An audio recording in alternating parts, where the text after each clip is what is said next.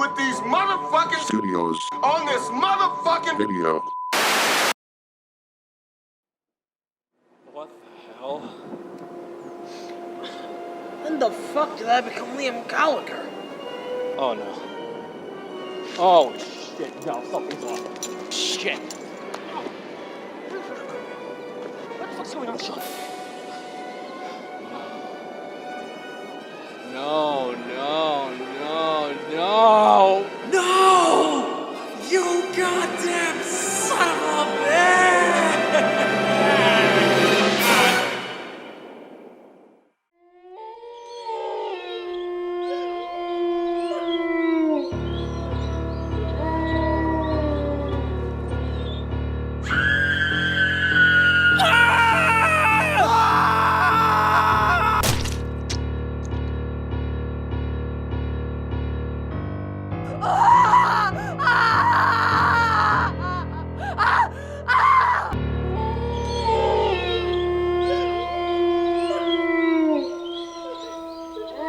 So that's how we got here?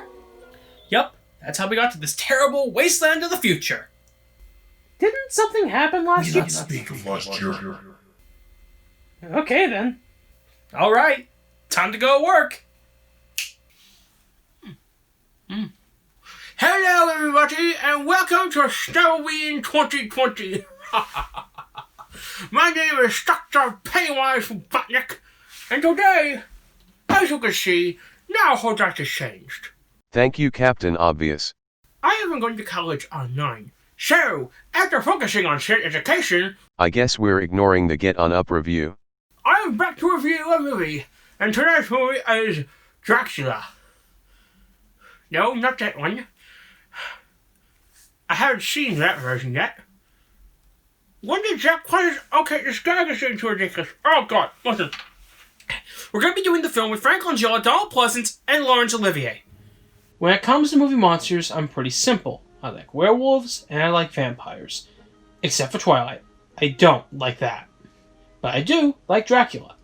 I haven't read the book, but I've seen my fair share of Dracula films, including this one. I found this film at Walmart on DVD and bought it. When I looked into the film, I learned about the color timing controversy, which we'll cover later. I also decided to watch the film another time, deciding to watch Moonwalker for the millionth time. I then forgot about Dracula, never watching it at all. Then Shout Factory announced a Blu-ray with both color timings. So I wanted it, and got it for Christmas from someone named... hold on. Thorny Boy 69. When I watched the film, I knew I had to cover it this year for Snoboween. So, I'll quit wasting your time and start the review. I've half a mind to tell Dracula he'd been took good. Mr. Redfield. On a dark and stormy night, the crew of a ship going to England is murdered by the Wolfman. A wolf. Meanwhile, at the Seward Asylum breakfast, the inmates are freaking out. As Dr. Jack Seward tries to calm them down, his daughter Lucy and her friend Mina Van Helsing are just chilling. Lucy leaves the room, and Mina goes to the nearby wreckage. She follows a wolf into a nearby cave, and that's where she meets Count Dracula. In the morning, Dr. Seward and the police are looking over the wreck when Jonathan Harker comes looking for Dracula's things. Later that night, Dracula comes over to the Sewards for dinner. This is where Lucy meets Dracula. Later that night, Dracula goes into Mina's room and sucks her blood. The next morning, Mina forgets how to breathe and dies. The next day, after Mina's funeral, Lucy goes to Carfax Abbey for dinner. Meanwhile, Abraham Van Helsing comes to England to learn about what happened to his daughter. As Lucy and Dracula have a discussion about chairs or something, a baby is murdered at the asylum. The murderer? Mina Van Helsing? The next night, Van Helsing and Jack examine Mina's grave and find a hole leading to the mines. That's when Van Helsing discovers his daughter, who is now a vampire. Question is, will Lucy be saved from the same fate as Mina? Will Van Helsing ever get over his past with the bullets and the bomb and the terrorists? And will Dracula ever apologize for Watergate? I'm saying that when the president does it, that means it's not illegal. What happened last year? Nothing happened last year. Then why don't I believe you? You know what? I don't want to repeat it, January. Buddy, there's a lot to talk about. I'll tell you after the review. Alright, see you later. That was easy. Anyway, on with the review. Would you like some candy corn? Miss Van Helsing, my savior. I quite enjoyed the lead performance by Frank Langella. His version of Dracula reminds me a bit of Gary Oldman's version. You know, minus the little ass on his head. He's less of a monster and more of a lover. He's able to charm his way into anything, and is a genuinely interesting character. He has such a fantastic screen presence, you can't keep your eyes off him. I must thank you for finding me an extraordinary house here in Whitby. This is written in an obscure regional dialect. The captain was a Magyar. You must try to understand me. I can reward you with a long and fruitful life. Another performance I enjoy is Donald Pleasance as Dr. Jack Seward.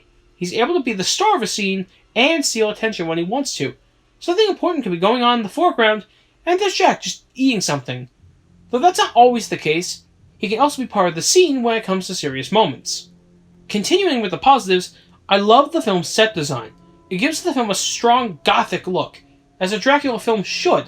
The limited dark colors really add to the mood of the picture. The last thing to mention is the John Williams score, which is just beautiful. Granted, this is a John Williams score, but still, it's always good to acknowledge good work.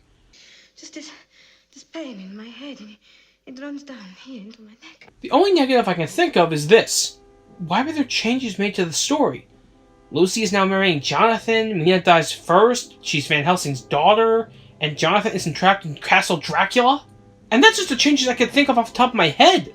The issue is not that the changes were made, but that they feel random.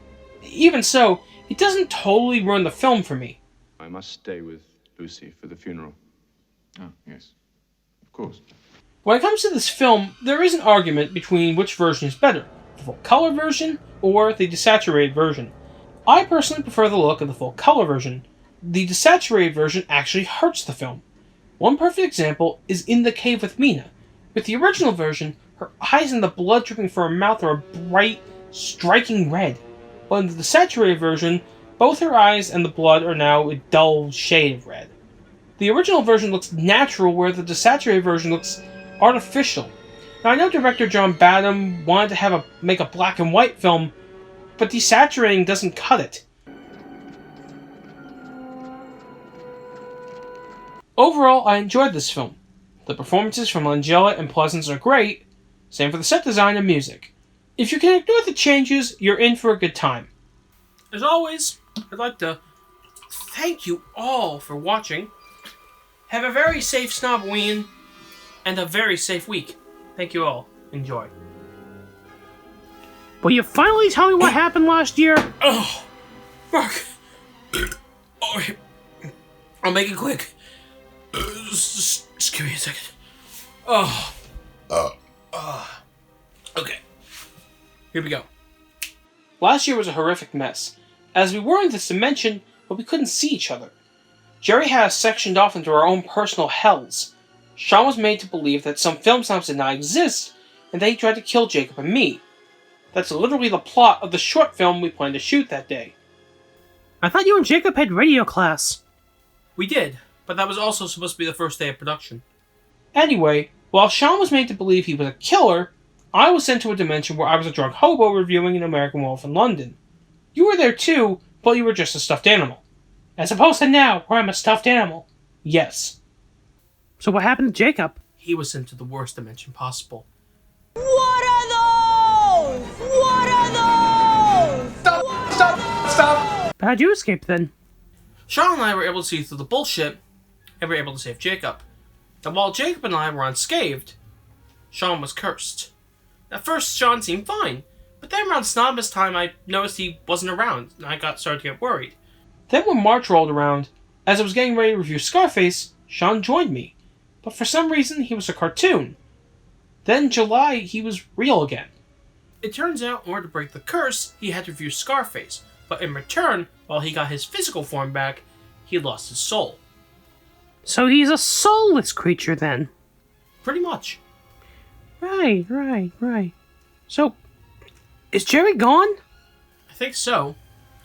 The only question I have is, how exactly are we going to get home? I guess we'll just have to wait for next Snoboween. Hey Mark, you want some candy corn?